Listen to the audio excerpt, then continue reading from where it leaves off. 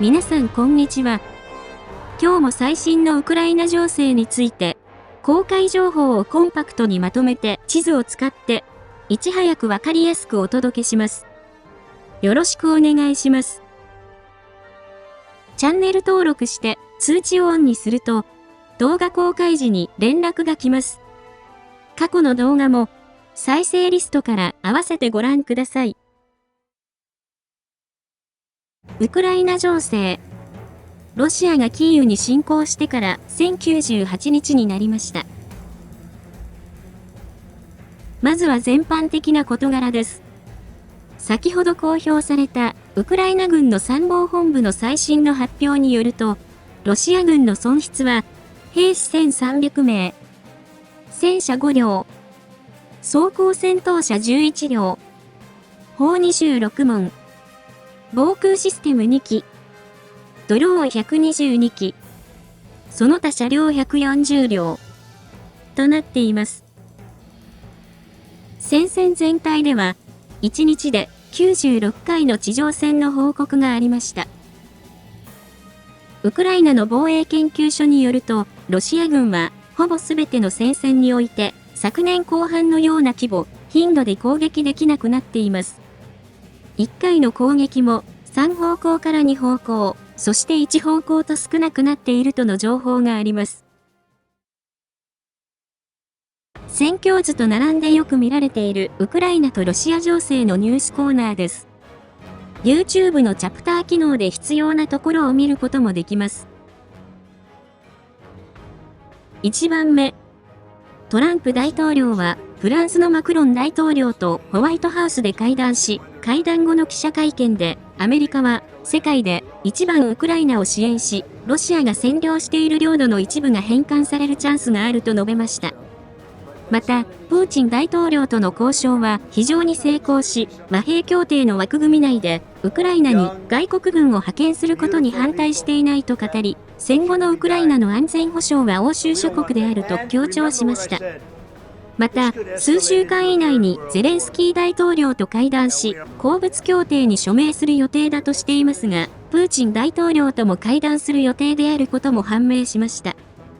このような状況について、ウクライナの軍事専門家のムシエンコ氏は、アメリカは、ウクライナが絶対受け入れない条件を示すことで達成したいことが2つあると解説し、1つ目は、アメリカが安全保障を提供しないこと。2つ目は、現在のように兵器を供与して軍事支援するのをやめることだ。この2つを実現するため、ウクライナに無理な要求を行い、先に拒否をさせ、それではということで、アメリカも軍事支援と安全保障を拒否する。このようなことを考えているはずだと解説しました。ただ、ウクライナに責任を押し付けてアメリカが抜けられるかどうかは簡単ではないと付け加えました。ちなみに、マクロン大統領は平和維持軍に参加する欧州の国があることを説明し、アメリカの協力の方法について協議したとのことです。2番目。一方、ラブロフ外相は、停戦はロシアに都合が良く、持続可能な結果をもたらす場合にのみ同意すると述べましたが、2月末までにトランプ大統領とプーチン大統領が会談する準備が進んでいるとも述べました。また、プーチン大統領は、クレムリンで、それは神の意志通りだったと述べ、神がウクライナ戦争を承認したと述べ、さらに、19世紀には、ドナウ川を突破する命令で、兵士らは確実に死に追いやられた。しかし、それは大きな名誉だったと、現在の状況と重ねて表現しました。その後、RIA ノーボスチは、ロシアは希少金属の開発で、特にアメリカを含む外国のパートナーと協力する用意があり、新たな領土も含むと述べ、ウクライナの占領地で地下資源をアメリカと開発することを提案しました。和平が近いように見える現在の情勢について、元ホワイトハウスのロシア顧問だったトーマス・グラハム氏は、和平協議が終わればロシアは忘れ去られる。クレムリンは、しばらくアメリカと関わって、より多くのものを得ようとしているはずだ。戦場の状況も考えると、ロシアは交渉をほぼ無期限に引き延ばそうとするだろうと指摘しました。3番目。欧州各国首脳は24日にキーウを訪問するなど、それぞれ軍事支援を発表しました。まず、カナダは歩兵戦闘車25両、装甲戦闘車2両、F-16 戦闘機用着陸システム、F-16 フライトシミュレーター4台、弾薬などの軍事支援を発表し、スウェーデンはロボシステム7種と昨日の動画の最初でお伝えしたトライドン MK2 防空システムを供与し、リトアニア、エストニア、アイルランド、英国、スペイン、アイスランド、EU は合計90億ドル1兆3500億円と弾薬1万発などの軍事支援を行うと発表しました。ウクライナの持っている軍事装備と弾薬は半年程度の継戦能力があると言われています。ロシアは和平交渉で妥協の意思がないことをさらに強調していることから和平はしばらく訪れない可能性があります。それでは各地域の戦況です。戦況の変化のあるところを中心にお伝えします。その変化は大画面でフルスクリーン表示にしていただくと、街並みや日付とともに追いかけることができます。説明にあたり、過去に海外で起きた事件を参考に、ルジアンやルシアン軍など、YouTube 用に最適化した表現を使用しています。北東部クルスク、ハルキウ方面。双方が攻撃と奪還を行っているクルスクとハルキウ方面の戦況についてお伝えします。クルスク方面。作戦に影響を与えるクルスクの天気は晴れ。最高気温-5度、最低気温-15度。今日の天気予報は曇りとなっています。この方面でルシアン軍は22回の攻撃と19回の空爆を行い、ウクライナ軍の補給線を断ち切る目標を掲げて反撃を強化させています。1番目。ニコライ・ボダリーノの東の国境近くでは、位置情報付きの映像によると、ルジアンが攻撃を行いました。ご覧いただいているのは、ウクライナ軍の第67機械化旅団のもので、国境近くの地図の場所の塹壕にいるルジアンたちの様子を観察しているところとなっています。戦況図では、この場所までルジアンが占領したとして更新しました。面積は15平方キロになります。2番目。また、スベルドリコボをほぼ占領したルジアンは、そのままレベデフカに前進し、集落の占領を試みています。ウクライナ軍はドローンで撃退していますが、ルジアンは次から次へと現れて前進を図っています。こちらは、ウクライナ軍のキメラグループのもので、レベデフカの集落の作業所のような場所の様子となっています。戦況図では、この場所まで係争地が拡大し、その後方はルジアンが占領したとして、また、スベルドリコボは占領を示す赤マークに更新しました。面積は6平方キロになります。3番目。また、ルシアン軍は再びニコルスキーに機械化攻撃を仕掛け、地雷で損害を受けながらも地雷原を突破して前進し、今度は集落のすぐ直前まで到達しました。ご覧いただいているのは、ウクライナ軍の第47機械化旅団のもので、地図の場所の様子となっています。戦況図に変更はありません。それ以外は、戦況図に変更はありませんが、ルシアン軍は和平交渉を前に、この方面の作戦を強化しています。ハルキウ方面。この方面で、ルジアンは2回攻撃を行いましたが、ウクライナ軍により撃退され、戦況図に変更はありません。北東部ルハンスク州方面。東部チャシフヤール方面。クピャンスクからチャシフヤール方面の戦況についてお伝えします。この方面でルジアンは、クピャンスク方面で4回、スバトベクレミンナ戦で15回、シベルスク周辺で2回、チャシフヤール方面は2回、トレツクの方向では9回攻撃を行いました。クピャンスク方面。この方面でルシアン軍は絶えず攻撃を行っていますが、全般的に攻撃は停滞しています。そのうち、クピャンスクの南25キロのクルリャキフカ東にある地図の場所では、位置情報付きの映像によると、ルジアンは連日攻勢を仕掛けていますが、ウクライナ軍が早期に発見し、撃退地点が少しずつ後方に下がっています。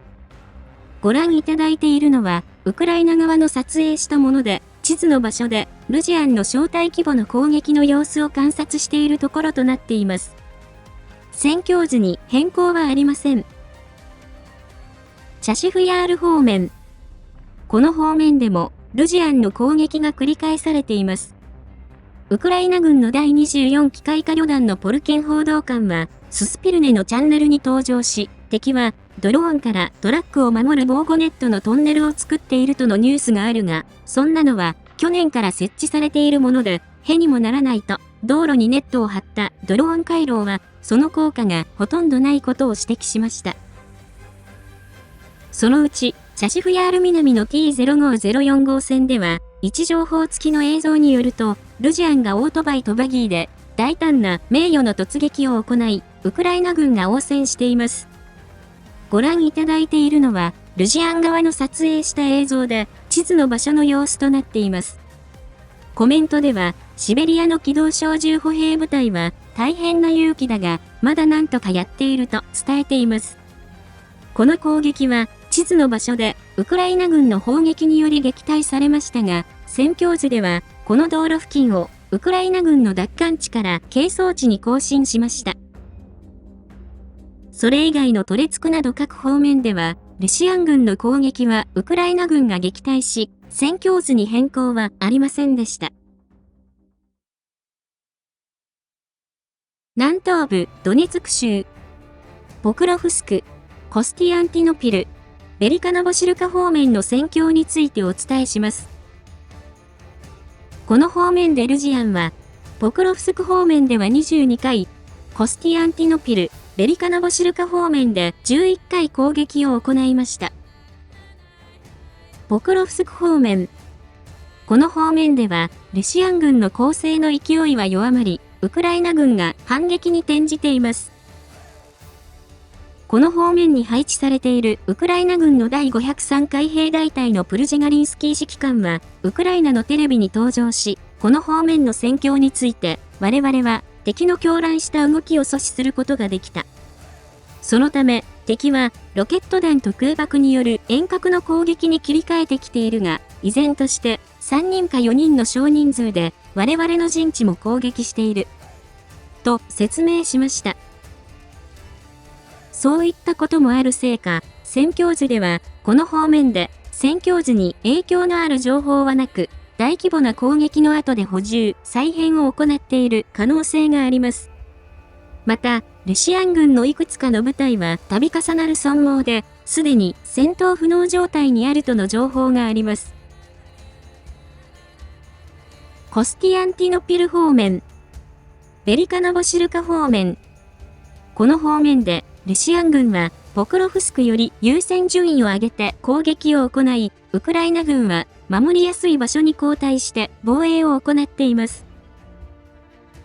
そのうち、ブラツケの南では、位置情報付きの映像によると、ルジアンが境界森林沿いに前進を図っていて、ウクライナ軍がドローンで応戦しています。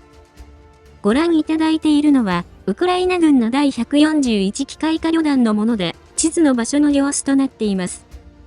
とはいえドローンでは一つ一つ排除しなければならず、今のところは、ルジアンの前進を許しています。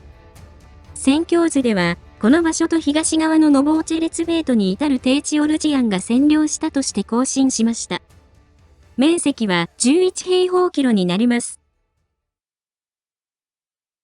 後方地域。今日は、リャザンとトゥーラの石油、ガスインフラにドローン攻撃がありました。1番目。昨日の動画の最初でお伝えしましたが、リャザンの製油所にドローン攻撃があり、5回の爆発が観測され、AT61 次石油処理プラントで火災が発生しました。映像では、地面から激しく炎上する炎が確認できます。損害状況は調査中とのことですが、この施設は年間1710万トンの生成能力がある4大製油所の一つで、この1年間だけで3回目の攻撃となりました。特に、ディーゼル燃料と航空機用の TS1 ジェット燃料を多く生産し、損傷の確認された AT6 プラントは、製油所全体の 47.5% の処理能力があったとのことです。ロイターは、その後、レザン製油所が操業を停止したと伝えています。2番目。また、トゥーラでも、石油貯蔵庫で火災の報告があり、この石油タンクには、ロシア軍の石油製品が保管されていたとのことです。南部ザポリージャ州、南部ヘルソン州。これらの方面で、ルジアンは1回攻撃を行い、ウクライナ軍が撃退し、戦況図に影響のある情報はありませんでしたが、ザポリージャ方面では S300 防空システムの貴重な QA83M 発射装置が破壊された情報があります。攻撃は2機のドローンで行われ、映像では発射装置に水をかけて消火しようとしているルジアンが確認でき、この後2機目が到着しました。コメントによると、2人ともゴブリン、骸骨のコンサートに行ったとのことです。その他、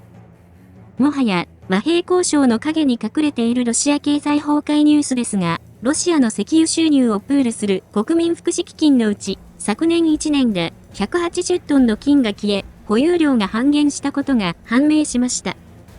モスクワタイムズの調べによると、昨年1月1日時点で、金は 358.9 トンありましたが、今年1月1日時点では 171.2 トンとなり、48% 減少しました。